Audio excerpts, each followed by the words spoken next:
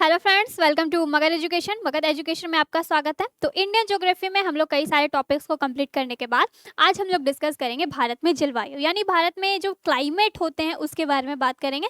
तो first of all पहले मौसम, ऋतु और जलवायु में डिफरेंस देखेंगे, यानी इन तीनों में डिफरेंस क्या है। यानी सिंपली बोले तो जो वेदर है, जो सीजन है और जो क्लाइमेट है, इन तीनों में एक मेजर डिफरेंस आपको बताना है कि इन तीनों में बोल सकते हैं कि डिफरेंसेस क्या है। तो सबसे पहले देखेंगे मौसम किसे कहते हैं, ऋतु किसे कहते हैं और जलवायु किसे कहते हैं। उसके बाद हम लोग भारत की जलवायु की ओर बढ़ेंगे। ठीक है, तो यहाँ पे हम लोग बेसिक से स्टार्ट करके पूरे लेवल तक जाएंगे, एसएससी लेवल तक, जो कि एग्जाम में जहाँ से क्वेश्चन बनते हैं वो भी थोड़ा थोड़ा कुछ प्रीवियस ईयर क्वेश्चन होगा तो उसे भी आपको बताया जाएगा कि कहाँ से एग्जाम में क्वेश्चन उठाए जाते हैं। ठीक है, तो इंडिया ज्योग्राफी में कई सारे टॉपिक्स हम लोग कंप्लीट कर चुके हैं, बाकी के बचे हैं 4-5 टॉपिक लगभग। तो इसे भी जल्द से जल्द कंप्लीट करवा के इंडियन ज्योग्राफी का सेक्शन कंप्लीट करवा दिया जाएगा। ठीक है, तो आज का हेडिंग डालेंगे भारत की जलवायु। तो फटाफट हेडिंग डालिए और इसको हम लोग स्टार्ट करते हैं। भारत की जलवायु, भारत की जलवायु। ठीक है, इंडिया की जो भी क्लाइमेट है, इंडिया क्लाइमेट। तो पहले थोड़ा बेसिक जानते हैं। बेसिक यानी मौसम, यानी जो वेदर है, वेदर इंग्लिश में क्या बोलते हैं, वेदर। वेदर के साथ साथ जो सीजन यानी ऋतु, हिंदी में इसे ऋतु बोलते हैं, इंग्लिश में सीजन। और जलवायु यानी क्लाइमेट में डिफरेंस क्या है, जलवायु यानी क्लाइमेट में डिफरेंस क्या है। तो इन तीनों में सबसे पहले डिफरेंस समझते हैं, इन तीनों कहते किसे, इन तीनों के बारे में जानते हैं, उसके बाद आगे बढ़े। ठीक है, तो ये सब कुछ बेसिक चीजें हैं, तो ये सब आपको पता होना चाहिए।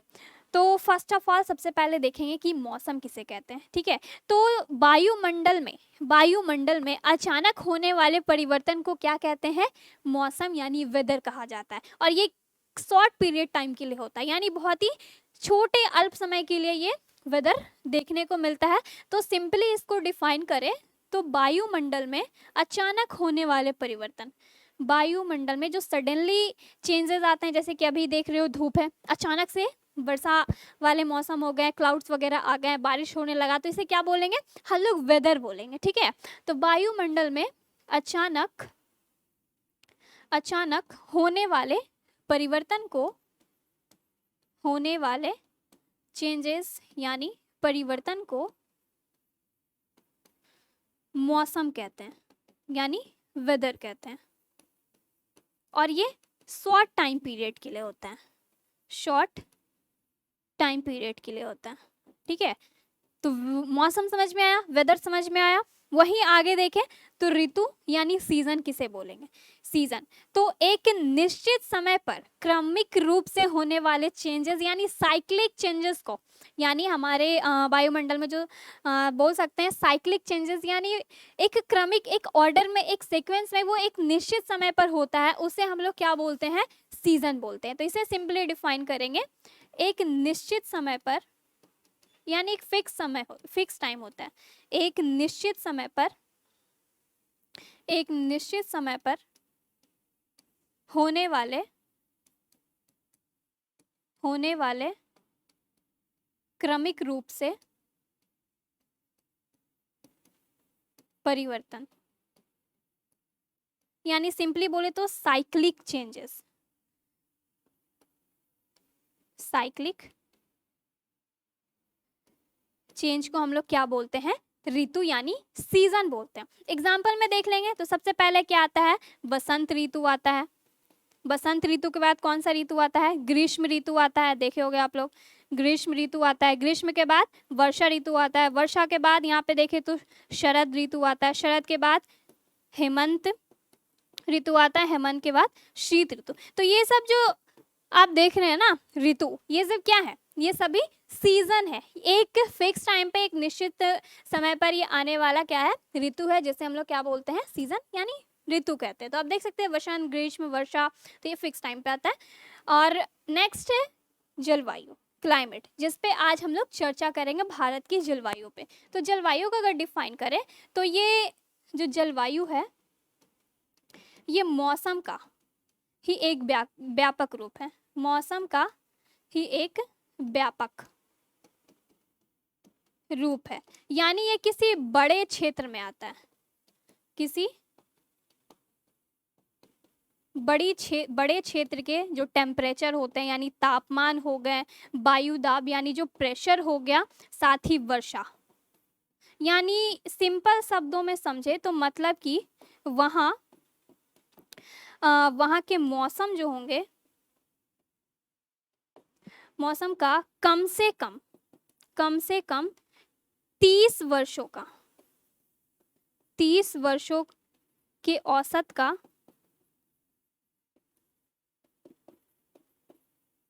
अध्ययन को उस क्षेत्र का जलवायु कहेंगे। यानी मान लीजिए कोई एक सबसे बड़ा क्षेत्र है, जैसे कोई राज्य का ले सकते हैं, कोई राज्य की जलवायु होती है, तो ये किसी बड़े क्षेत्र का उसके टेम्परेचर यानी उसके तापमान, वायु दाब और वर्षा यानी मतलब कि वहाँ के मौसम का लगभग यानी कम से कम 30 वर्षों का उस क्षेत्र का अध्ययन करके वहाँ की जलवायु के बारे में बता सकते हैं। तो यानी वहाँ के क्षेत्र का कम से कम 30 वर्षों का अध्ययन होना चाहिए, उसके बाद ही वहाँ की जलवायु पता लगाई जा सकती है। ठीक है, तो आप देख सकते हैं कितना लॉन्ग टाइम पीरियड के लिए है। तो ये हम लोग बड़े क्षेत्रों पे देखते हैं, उसका तापमान, उसकी दाब, उसके जो वर्षा है, सबको स्टडी करके ये एनालाइज किया जाता है। ठीक है, तो यहाँ पे डिफरेंसेस आपको समझ में आए, यानी वेदर में, सीजन में और क्लाइमेट में डिफरेंसेस क्या है। ठीक है, अब आगे बढ़ते हैं। इसके बाद भारत की जलवायु देखेंगे, भारत में किस प्रकार की जलवायु है।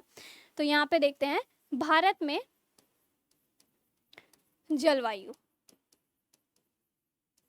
तो भारत में किस प्रकार की जलवायु, तो हम लोग जानते हैं क्या कि भारत में उष्णकटिबंधीय मानसूनी जलवायु है। कैसी? उष्णकटिबंधीय, उष्ण कटिबंधीय मानसूनी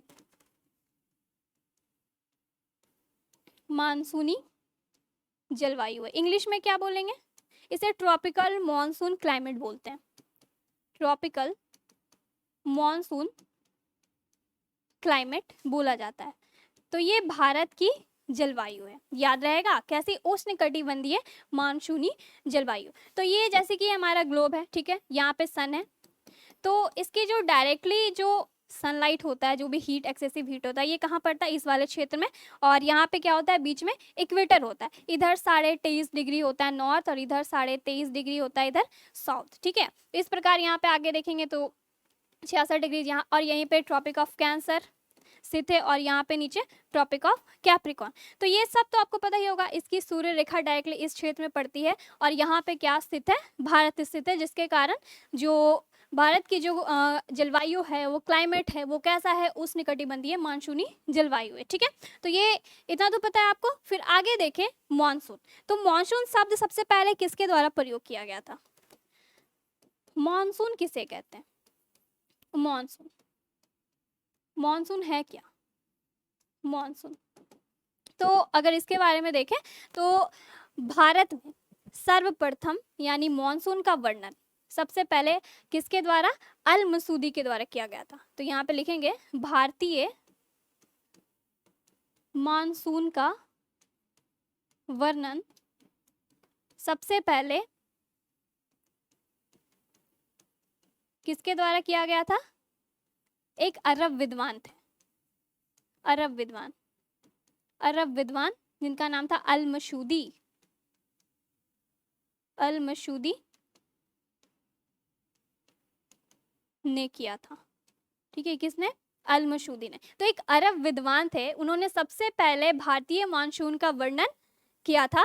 यहाँ पे देख सकते हैं अरब विद्वान जिनका नाम था क्या? अल मसूदी। और ये मानसून जो शब्द आप देख रहे हैं, ये भी एक प्रकार का क्या है? अरब शब्द है। क्या है? अरबी भाषा, एक प्रकार से अरबी शब्द है। तो ये मानसून शब्द की उत्पत्ति कैसे हुई? अरबी भाषा से। ये एक अरबी वर्ड है, अरबी भाषा के मौसिम, एक अरबी भाषा है जिसका नाम है मौसिम, इसी से ये वर्ड मॉनसून निकला है। ठीक है, इसका अर्थ क्या होता है मॉनसून का? तो इसका अर्थ अगर देखें तो मौसम के अनुसार दिशा बदलने वाली पवन को क्या बोलते हैं? मौसम बोला जाता है। तो ये लाइन लिख लेते हैं, जिसका अर्थ होता है मौसम के अनुसार दिशा बदलने वाली पवने को मौसम कहा जाता है। ठीक है, तो ये सभी कुछ बेसिक चीजें क्लियर हुई। अब आगे बढ़ते हैं। तो किसी भी देश की जो जलवायु होती है, किसी भी क्षेत्र का जो जलवायु होता है, वो किस पर निर्भर करता है? तो ये कुछ पॉइंट्स बनते हैं एग्जाम के पीओवी से, तो लिखेंगे किसी भी देश की जलवायु किस पर निर्भर करती है? जलवायु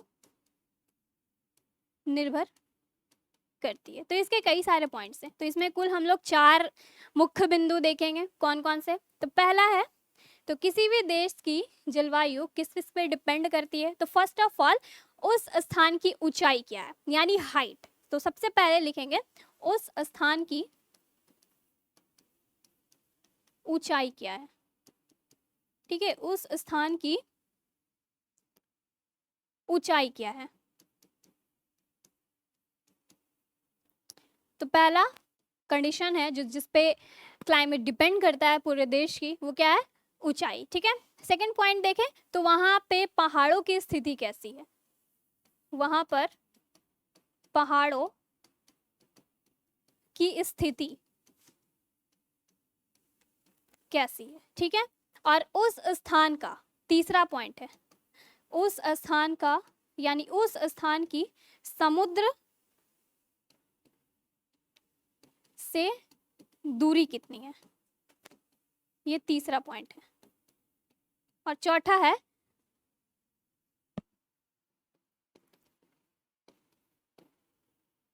वह स्थान किस अक्षांश पर स्थित है। वह स्थान यानी जो लैटिट्यूड है, वह स्थान किस अक्षांश पर स्थित है। ठीक है, तो ये 4 कंडीशंस है, यानी किसी देश की जलवायु किस किस चीज़ों पर निर्भर करती है, याद रखना है।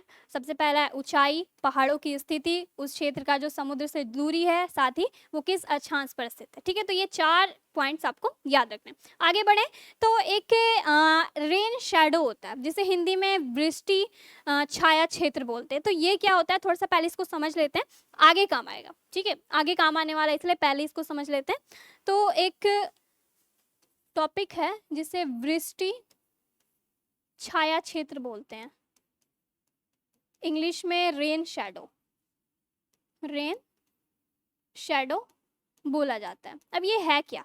तो एक रफली मैप ड्रॉ करते हैं यहाँ पे, मैप नहीं, एक पिक्चर।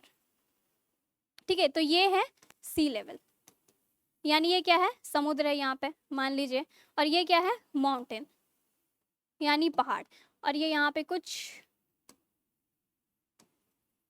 बादल वगैरह हैं।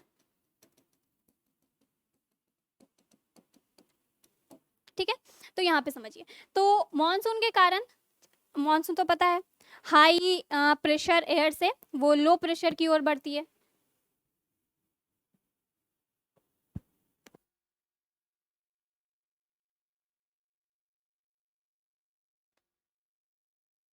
तो जो दाब होती है, यानी जो एयर होता है, वो कैसे फ्लो होता है? High to low. ठीक है, तो यहाँ पे इधर से हवाएं आएंगी, हवाएं आएंगी और इस बादल को इधर ढकेलेगी, और ये बादल जाके इस माउंटेन से क्या होंगी? टकरा जाएंगी, और यहाँ पे क्या होने लगेगी? वर्षा होने लगेगी। ठीक है, तो यहाँ पे कहा जाता है 80% जो रेन होता है वो यानी क्लाउड के, इस माउंटेन से क्लाउड होने से इसी क्षेत्र में हो जाता है। लेकिन ये जो माउंटेन है इसके इस पार यानी इसके अपोजिट क्षेत्र में क्या होता है? वर्षा नहीं होती है, ना के बराबर, लगभग इसका बचा कुचा भाग यानी 15% रेन इधर ना के बराबर छोटे मोटे बूंद वगैरह गिरते हैं। ठीक है, और इसी क्षेत्र को बोला जाता है रेन शैडो, रेन शैडो यानी वृष्टि छाया क्षेत्र। तो समझ में आया, जिस साइड कोलाइड होगा उसके अपोजिट साइड रेन नहीं होगा। यहाँ पे 85% रेन इसी साइड हो गया, बाकी के 15% ना के बराबर रेन इधर होता है, उसी को क्या बोलते हैं? रेन शैडो यानी वृष्टि छाया क्षेत्र उसे कहा जाता है। तो ये चीज़ें आपको याद रखनी है, क्योंकि हम लोग आगे पढ़ेंगे ना, तो यहाँ से मानसून आएगा, यहाँ से केरल से टकराते हुए ये इधर चला जाएगा गुजरात की ओर यानी वेस्टर्न घाट की ओर, और यहाँ पे केरल साइड में बारिश होगा क्योंकि यहाँ की पहाड़ियों से टकराता है, लेकिन इधर तमिलनाडु है, इधर बारिश नहीं होगा क्योंकि इधर क्या आ जाएगा? वृष्टि छाया क्षेत्र आ जाएगा। ठीक है, आगे डिस्कस करेंगे, इसलिए आपको पहले यहाँ पे बता दिया गया। आगे चले, यहाँ तक क्लियर हुआ?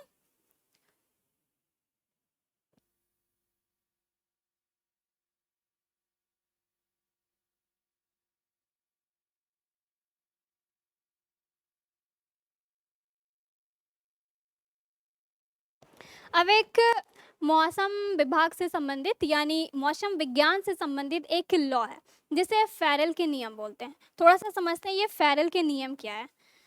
हेडिंग डालेंगे फेरल के नियम, जो कि वेदर से रिलेटेड है, भारत की क्लाइमेट से ही रिलेटेड है फेरल का नियम। तो इसे थोड़ा सा डिस्कस कर लेते हैं।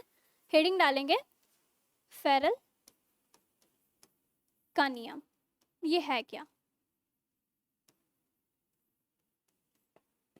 फेरल का नियम, तो ये मौसम विज्ञान का ही एक प्रकार का नियम है, मौसम विज्ञान का नियम है। ठीक है, तो इसको याद रखेंगे। तो इसमें होता क्या है, तो इसको समझेंगे, लिखेंगे नहीं। तो मान लीजिए ये हमारा ग्लोब है, ठीक है, ग्लोब है, और यहाँ पे हम लोग जानते हैं इक्वेटर है, इक्वेटर है, ठीक है। तो मान लीजिए ये इक्वेटर है, तो यहाँ पे हम लोग जानते हैं ये नॉर्दर्न हेमिस्फेयर है, यानी उत्तरी गोलार्ध है, उत्तरी गोलार्ध है, और ये दक्षिणी गोलार्ध है, दक्षिणी गोलार्ध है, ठीक है। ये क्या है, ग्लोब नहीं, ये पृथ्वी है मान लीजिए। तो यहाँ पे हम लोग जानते हैं इक्वेटर है। तो जैसे ही इसका सिंपल अगर डेफिनेशन ले तो इस नियम के अनुसार, इस नियम के अनुसार, इस नियम के अनुसार होता क्या है कि जब भी कोई वायु पृथ्वी के यानी कोई भी एयर इस गोलार्ध में एंटर करती है, यानी उत्तरी गोलार्ध में एंटर करती है, तो वो पृथ्वी के घूर्णन गति के कारण, हम लोग जानते हैं पृथ्वी अपने एक्सिस पर रोटेट होने लगता है, तो कोई भी वायु उत्तरी गोलार्ध में जब एंटर करती है तो इसके घूर्णन गति के कारण पृथ्वी के वो क्या होती है, दाएं ओर मुड़ जाती है। ठीक है, तो मान लीजिए ये क्या चल रहा है, इधर से इधर उत्तरी गोलार्ध में हवा एंटर कर रहा है, ठीक है, किधर, उत्तरी गोलार्ध में। अब ये क्या होगा, इसके घूर्णन गति यानी रोटेशन के कारण ये हवा किधर मुड़ जाएगी, दाईं ओर। किधर मुड़ जाएगी, दाईं ओर मुड़ जाएगी, ठीक है, दाईं ओर मुड़ जाएगी। लेकिन जस्ट इसका अपोजिट यहाँ होगा, क्योंकि जब कोई भी हवा इस दक्षिणी गोलार्ध में एंटर करेगी, मान लीजिए इधर से इधर आ रही है, ठीक है, इधर से इधर आ रही है, तो ये किधर मुड़ जाएगी, तो ये बाईं ओर मुड़ जाएगी। अब उस साइड से आप इधर का बायां बता सकते हैं, किधर होगा, बायां किधर होगा, इधर होगा, ठीक है, किधर होगा, इधर होगा। तो ये आपको बस ध्यान में रखना है कि उस साइड से अगर डायरेक्शन देखें तो इसका बायां किधर होगा, इधर होगा, ठीक है। ऐसे अगर देखा जाए तो बायां इसका इधर आ जाता है। तो ये इसी को बोलते हैं क्या, फेरल का नियम। ठीक है, समझ में आया। यानी कोई भी हवा उत्तरी गोलार्ध में एंटर करेगी, यहाँ से उत्तरी गोलार्ध में, तो वो दाईं ओर मुड़ जाएगी, वही दक्षिणी गोलार्ध में एंटर करेगी तो वो बाईं ओर मुड़ जाएगी। ठीक है, इसी को क्या बोलते हैं, फेरल का नियम, जो कि एक मौसम विज्ञानी से कहा गया है। और एक चीज और यहाँ पे नोट करके लिखेंगे कि जो हवाएं हैं, जो हवाएं चलती है वो उच्च दाब से निम्न दाब की ओर बढ़ती है। तो एक पॉइंट लिखेंगे, हवाएं उच्च दाब से यानी हाई प्रेशर से लो प्रेशर, निम्न दाब की ओर बढ़ती है। ये आपको एकदम याद रखना है, तो नोट में बना करके इसे डाल लेंगे। ठीक है, इसके बाद देखिए भारत में मॉनसून कैसे आता है। अब यहाँ पे देखते हैं एक पॉइंट, भारत में मॉनसून कैसे आता है। अब मेन टॉपिक पे हम लोग आ गए, तो बेसिक चीज़ें आपको सभी बता दी गई है। अब हम लोग अपने मेन टॉपिक पे आ गए हैं, तो उसे डिस्कस करेंगे। तो जो भारत का मॉनसून है, ये भारत में जून के पहले सप्ताह में इसकी शुरुआत हो जाती है। भारत में मॉनसून जून के पहले सप्ताह में यानी पहले सप्ताह में आता है। जून का जो फर्स्ट वीक होता है उसमें एंटर कर जाता है, और ये केरल के, जो केरल राज्य है नीचे, केरल के मालाबार तट से टकराता है, और 15 जुलाई तक पूरे भारत में फैल जाता है, पूरे भारत में फैल जाता है। ठीक है। तो देखिए भारत में मानसून की शुरुआत कहाँ से हो रही है, जून के फर्स्ट वीक से। ये वाला जो छोर है ना इधर, यहाँ से आता है। तो यहाँ से केरल है, केरल के मालाबार तट से ये टकराता है और ये पूरे भारत में फैल जाता है। कब? 15 जुलाई तक। ठीक है। अब यहाँ पे समझते हैं कि सबसे पहले होता है क्या, कि हम लोग एक छोटा सा इसको समझेंगे। तो सूर्य की किरणें, मान लीजिए सूर्य की किरणें बोल सकते हैं जब कर्क रेखा पर होती हैं, कर्क रेखा पर होती है, जिसके कारण क्या होगा, तो यहाँ पे भारत में भीषण गर्मी पड़ेगी। भारत में भीषण गर्मी पड़ेगी। भीषण गर्मी के कारण जितने भी स्थल है यानी लैंड है और समुद्र हैं, तो इन सभी से क्या निकलेगा, समुद्र पानी से क्या निकलेगा, भाप निकलेगा। और ये भाप यानी ऊपर जाके क्या हो जाएंगे, स्टोर हो जाएंगे, यानी वेपराइज्ड हो जाएंगे। ठीक है। और ये जाकर के ऊपर क्या बनाएंगे, बादल बनाएंगे, जिसके कारण यहाँ पे भारत में निम्न दाब यानी लो प्रेशर की स्थिति देखने को मिलेगी। निम्न दाब, लो प्रेशर। और आपको जस्ट बताया गया, जब निम्न दाब होता है तो जो हवाएं होती है वो उच्च दाब से निम्न दाब की ओर फ्लो करती है। तो जितने भी अलग अलग क्षेत्रों में उच्च दाब वाले होंगे वो किधर बढ़ेंगे, भारत की ओर बढ़ेंगे। ठीक है, क्योंकि यहाँ पे कैसा है, लो प्रेशर है। और जिसके कारण यहाँ पे आप देखेंगे जो उच्च दाब वाले हवाएं हैं वो सभी बादल को लो प्रेशर की तरफ क्या करना स्टार्ट कर देंगे, ढकेलना स्टार्ट कर देंगे, जिसके कारण यहाँ पे भारत में मॉनसून आएगी। किधर से, दक्षिण पश्चिम दिशा से। तो ये है भारत में मॉनसून। ठीक है, कैसे आती है ये आपको बता दिया है। थोड़ा आगे चले तो भारत में मॉनसून आता है, किधर से आता है, कुछ पॉइंट्स अगर देखें तो 2-4 पॉइंट्स में लिख लेते हैं। इसमें भारत में मॉनसून आते हैं तो इसके कुछ पॉइंट्स हैं जो कि आपको ध्यान में रखना है। तो ये सब चीज़ें तो बता दी गई, अब इससे कुछ पॉइंट्स भी याद रखना है। तो ये दक्षिण पश्चिम दिशा से आते हैं, दक्षिण पश्चिम दिशा से आते हैं। ठीक है। नेक्स्ट है ये जून के पहले सप्ताह में आते हैं, जून के फर्स्ट वीक में, पहले सप्ताह में आते हैं। ठीक है। और सबसे पहले केरल में पहुंचते हैं, सबसे पहले केरल के बोलते हैं मालाबार तट से टकराता है, मालाबार तट से टकराता है। और आगे जाकर के ये 2 भागों में भी बंटता है, देखेंगे कैसे। और इस दक्षिण पश्चिम वाला बोल सकते हैं, दक्षिण पश्चिम मॉनसून को 2 शाखाओं में बांटा गया है। मॉनसून को 2 शाखाओं में बांटा गया है। कौन कौन, यानी ये जो दक्षिण पश्चिम की ओर से जो मॉनसून आ रहा है ये 2 भागों में डिवाइड हो जाता है। कौन कौन, तो पहला को बोलते हैं अरब सागर, अरब सागर की शाखा बोलते हैं। और दूसरा है बंगाल की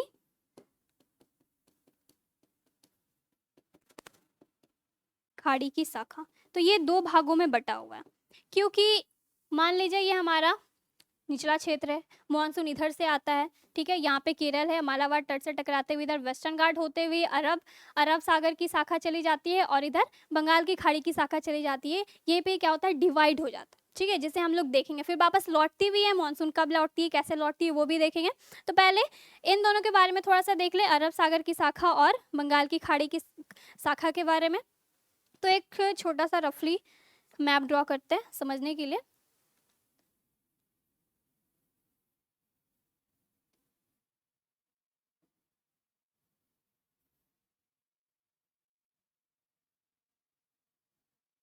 काफी गंदा बना।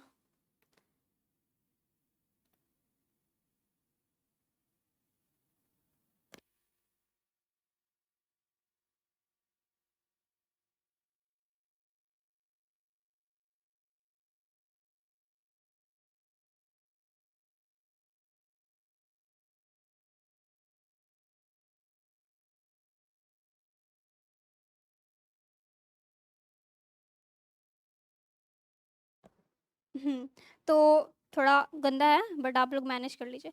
तो हम लोग जैसे कि जानते हैं यहाँ पे कई सारी पहाड़ियाँ हैं, ठीक है, यहाँ तक जाती है। आपको बताया गया था हिमालयाज़ वगैरह, इधर क्या थे, हिमालयाज़ थे। थोड़ा सा समझेंगे ये 2 शाखाओं के बारे में, ठीक है।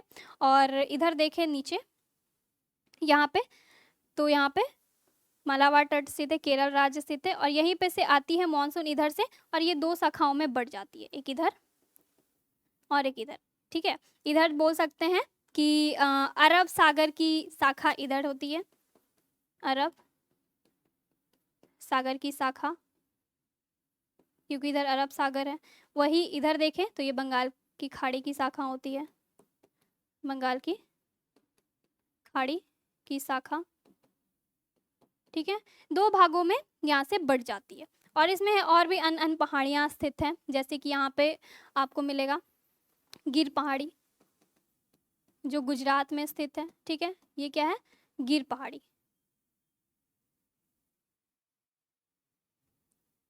ये है गिर पहाड़ी जो कि यहाँ पे स्थित है। उसी प्रकार यहाँ पे देखेंगे मध्य प्रदेश में, तो यहाँ पे एक विंध्याचल पहाड़ी है, फिर एक सतपुड़ा पहाड़ी है। उसी प्रकार यहाँ पे देखेंगे तो यहाँ पे अरावली की पहाड़ी है, अरावली की पहाड़ी। फिर दिल्ली में भी आपको मिलेगा यहाँ पे पहाड़ी देखने को।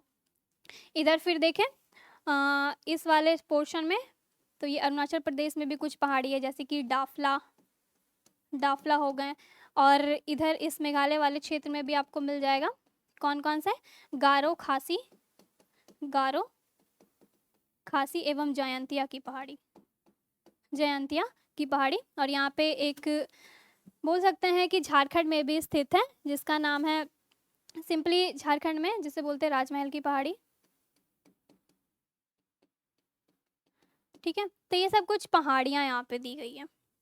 और ये है ईस्टर्न घाट, ईस्टर्न घाट, और ये है वेस्टर्न घाट। अब इसको समझेंगे। तो देखिए होता क्या है, सबसे पहले मॉनसून इस यहाँ पे जब दाब की स्थिति कैसी हो जाती है, निम्न हो जाती है, यानी भारत वाले स्थिति में, क्योंकि सूर्य की किरणें जब जैसे ही कर्क रेखा पर होती है एकदम सामने, तब यहाँ पे क्या होता है, प्रेशर बनने लगता है। एक्सेसिव हीट के कारण ये वेपोराइज होकर ऊपर बादल बनाती है, जिसके कारण यहाँ की जो बोल सकते हैं दाब यानी प्रेशर कैसा हो जाता है, लो हो जाता है, निम्न हो जाता है, जिसके कारण इर्द गिर्द के क्षेत्रों के जितने भी हाई प्रेशर है वो इधर की ओर बढ़ने लगते हैं, ठीक है, इधर की ओर बढ़ने लगते हैं। और यहीं से एंटर होता है भारत में मॉनसून, कहाँ से, केरल राज्य में, केरल राज्य में कहाँ से, मालाबार तट से। तो ये मालाबार तट से होते हुए ये 2 भागों में यहाँ पे डिवाइड हो जाता है। तो एक चला जाता है इस, ये 3 शाखाओं में, इस यानी अरब सागर की जो शाखा है ये इधर की ओर बढ़ता है वेस्टर्न घाट से होते हुए, और ये 3 भागों में आगे जाके बढ़ जाता है। तो एक गिर पहाड़ी की तरफ ये शाखा चली जाती है, एक सीधे चली जाती है, और एक इधर यानी मध्य प्रदेश की ओर चली जाती है, जहाँ पे विंध्याचल और सतपुड़ा पहाड़ी होती है, ठीक है। यहाँ से होते हुए फिर अरावली की ओर बढ़ती है, अरावली से होते हुए फिर दिल्ली उत्तराखंड वाले क्षेत्र में जाती है। और कुछ पहाड़ियों के कारण एक साइड देखने को मिलता है कुछ रेन शैडो, यानी यहाँ पे अगर टकराएगी पहाड़ियाँ तो इस साइड क्या होगा, रेन शैडो बनेगा इस वाले क्षेत्र में। मतलब कि अरावली क्षेत्र में वर्षा बहुत ही कम देखने को मिलती है, ना के बराबर, क्योंकि पहाड़ी से टकरा जाती है। वहीं इधर देखें तो इस वाले क्षेत्र में काफ़ी बारिश होता है, लेकिन इस वाले क्षेत्र में बारिश नहीं होता है, क्योंकि इधर पड़ जाता है कौन सा क्षेत्र, रेन शैडो यानी वृष्टि छाया क्षेत्र। वहीं गिर की क्षेत्र भी बारिश देखने को मिलती है। फिर यहाँ से होते हुए नेक्स्ट इधर की ओर जिसे बोलते हैं बंगाल की खाड़ी की शाखा, यहाँ से होते हुए डायरेक्टली जाकर के इस वाले क्षेत्र को यानी गारो और खासी की पहाड़ियाँ से जाकर के टकराती है। और यहाँ की जो पहाड़ियाँ हैं वो कैसा इसका शेप होता है, कैप शेप होता है, जिसके कारण यहाँ से जो मानसून है जाकर के यहाँ क्या करती है, फंस जाती है, ठीक है। और फिर यहाँ की पहाड़ियों से टकराते हुए डाफला जाती है, डाफला से होते हुए फिर ये इन सभी क्षेत्रों में जाकर के मानसून धीरे धीरे एंटर करती है, ठीक है। तो यहाँ से टकराते हुए फिर ये बिहार, यूपी जैसे क्षेत्र, झारखंड जैसे क्षेत्र में वर्षा करवाते हैं, ठीक है। तो यहाँ पे ये सब मॉनसून जा करके यानी अरब सागर की शाखा और ये बंगाल की खाड़ी की शाखा दोनों मिल करके जाके फिर यहाँ पे पंजाब में वर्षा कराते हैं, ठीक है। तो ये तो हुआ मॉनसून कहाँ से इंटर करती है, किस किस क्षेत्रों में जा करके वर्षा कराती है। फिर ये वापस लौट भी जाती है, क्या होता है, वापस लौट भी जाती है। तो ये अरब सागर वाली डायरेक्टली इधर क्या हो जाती है, रिटर्न हो जाती है। लेकिन ये बंगाल की खाड़ी की जो शाखा है इसमें थोड़ा प्रॉब्लम होता है, क्योंकि यहाँ से वापस आते हुए ये झारखंड की राजमहल की पहाड़ियों से टकरा करके यहाँ पे खूब वर्षा कराती है। फिर ये आ जाती है इधर तमिलनाडु वाले क्षेत्र में, और तमिलनाडु में भी आकर ये बहुत ही वर्षा कराती है, बंगाल की खाड़ी की जो शाखा है। साथ ही ये केरल वाले क्षेत्र में, जब तमिलनाडु में बंगाल की खाड़ी की शाखा आकर बारिश करवाती है, तो इस केरल वाले क्षेत्र में रेन शैडो बनता है, यानी वृष्टि छाया क्षेत्र इधर बनता है, यानी केरल में बारिश नहीं होती। फिर ये होते हुए वापस लौट जाती है। ठीक है, तो ये मॉनसून के आने और मॉनसून के जाने से संबंधित कुछ चीजें थी। ठीक है, तो ये सब चीजें समझ में आई।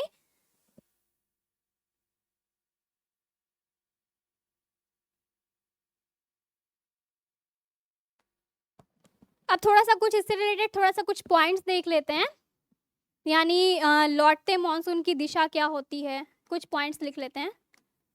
लौटते मॉनसून की दिशा क्या होती है,